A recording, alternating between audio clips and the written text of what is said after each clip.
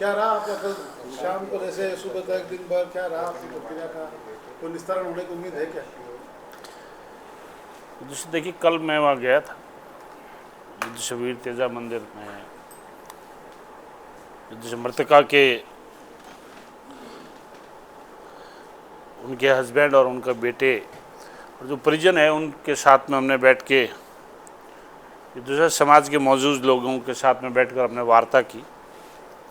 जो उनकी मांग थी मुख्य, उनकी मुख्य मांगों पर हमने बात कर ली। बात करने के बाद में हमने उनसे थोड़ा समय मांगा था कि हम जो है दोबारा से एक बार वार्ता करेंगे।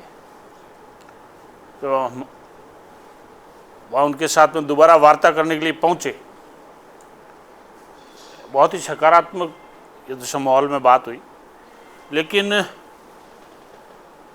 इस घटनाक्रम में जैसे मुझे ऐसा आभास हो रहा है कि कुछ लोग जो मृतका है, जैसे जिस प्रकार से जघन्य हत्याकांड हुआ है, उस परिवार के साथ में न्याय नहीं करना चाहते और वो न्याय लेना ही नहीं चाहते। मैंने उनसे एक चीज़ का सवाल जवाब किया कि मुझे आप एक चीज़ बताइए कि आप ऐसा मृतका के साथ में और मृतका के परिवार के साथ में ये अन्याय क्यों कर रहे हो कि आपकी यदि डेड बॉडी है उसका पोस्टमार्टम क्यों नहीं करवा रहे?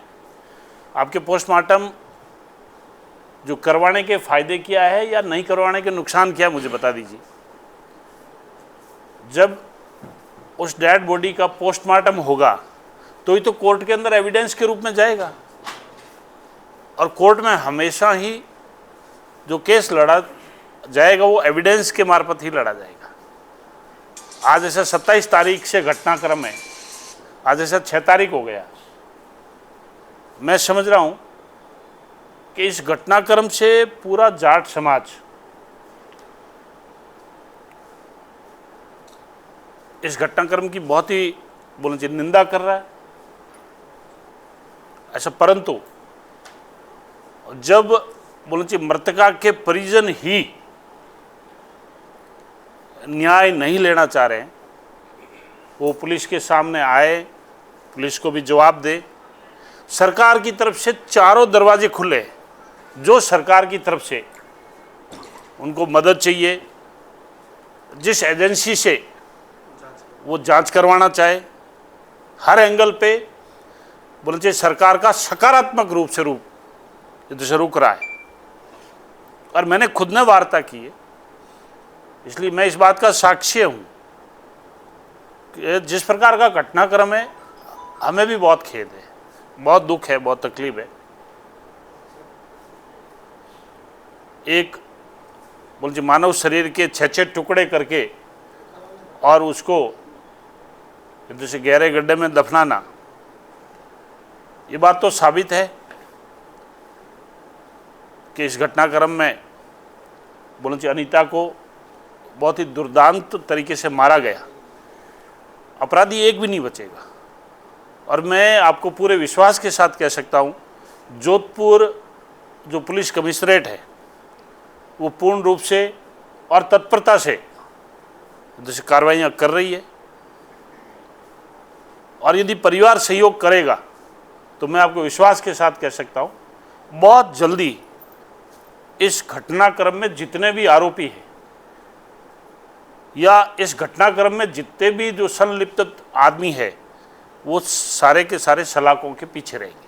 परिवार तो हनुमान परिवार से न्याय लेने के लिए जा रहा है, उन्हीं पे उम्मीद है, उनका यही कहना है। क्योंकि उम्मीद हमारे वहीं पे टिकी है, सरकार पे उम्मीद ही नहीं है। देखिए, मैं आपके इस वक्तव्य पे जैसे मैं कोई प्रतिक्रिया नहीं देना चाहूँगा, लेकिन सरकार के सारे दरवाजे खुले हैं। सरकार हर स्तर पर आपने पुलिस इंस्पेक्टर को हटाने के बाद तो सहमति बनी, आपकी सीबीआई पे सहमति बनी, फिर बाद में क्या ऐसी मांग आ गई जिसकी वजह से गतिरोध आया है?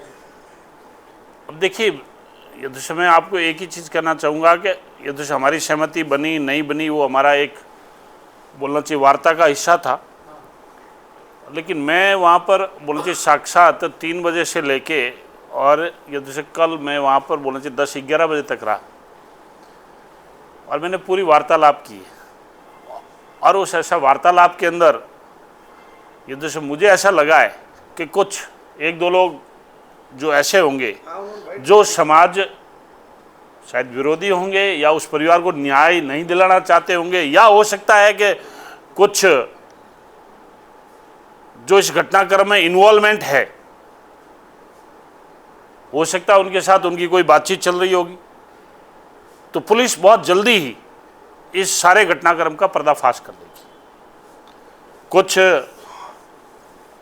उनकी चीज़ों की जानकारी भी है हमें, पर हम उन ये जैसे इस वक्त हम वो बातें हम आपको नहीं बता सकते, क्योंकि इससे पुलिस जैसे जांच जो है, जो पुलिस अनुसंधान है, वो प्रभावित होने की जैसे संभावना है। आपकी डिमांड अब लेटेस्ट आई है उनकी कि भाई अभी आपसे जब डीसीपी को हटाया जाए। अभी आपकी जो वार्ता हुई है, दो दिन से आप लगातार प्रयास कर रहे हैं, बात भी हो रही है, उसका कंक्लूजन आप बताओ हमें, क्या क्या रहा फिर? क्या कितना अमाउंट दे रहे हो, क्या कर रहे हो, क्या नहीं, नौकरी दे रहे हो?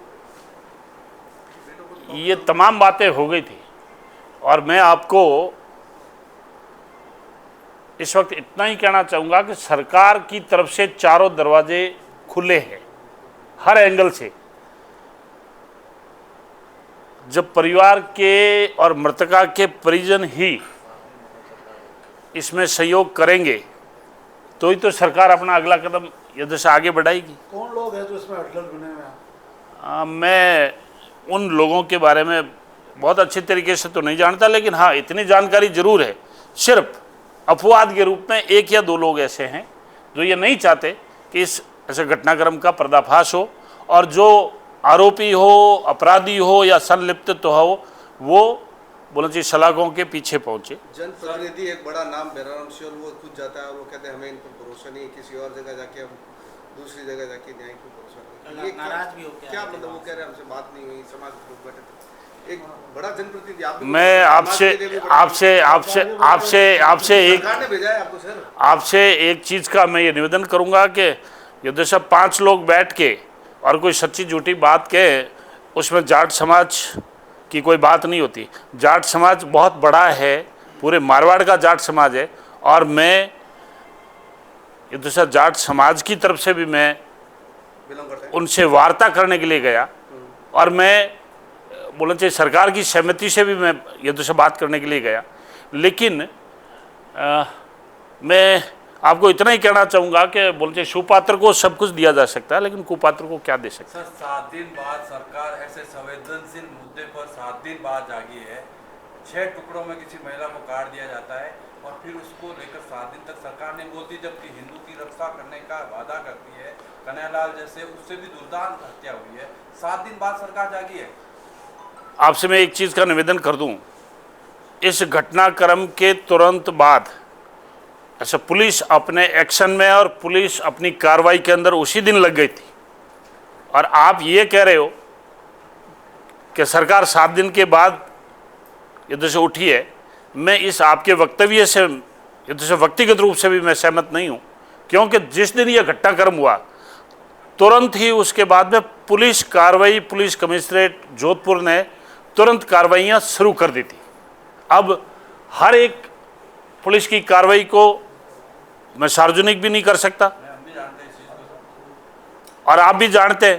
सर आपकी कल जब वार्ता विफल रही, क्या आप नाराज होकर आए और आपने धरने का बाइकआउट किया? आपने कहा कि आप धरने पर नहीं जाएंगे अपना जब वार्ता, ऐसा कुछ हुआ है? नहीं, ऐसी कोई बात नहीं, इस प्रकार की कोई बात नहीं, लेकिन मुझे ऐसा लग रहा है कि इस घटनाक्रम में कुछ बोलना चाहिए ऐसे लोग इसमें जो प्रभावित कर रहे हैं, ये जैसे शायद ऐसा जितने दिन डिले हो उससे कुछ हो सकता है अपराधियों को, आरोपियों को कुछ उनसे फ़ायदा मिले, उनकी ऐसी सोच हो सकती, मुझे नहीं मालूम है। वो जाट का मंदिर है, वो धरना स्थल बन गया, एक मंदिर है, सब लोग आने जाना। देखिए वो हमारी जाट समाज की ये जैसे बच्चों का वहाँ अध्ययन का केंद्र है और ऐसा मंदिर है, हमारी सबकी आस्था का केंद्र है, और ऊपर हमारा दीपावली फेस्टिवल भी आप और हम ऐसा सब जानते हैं।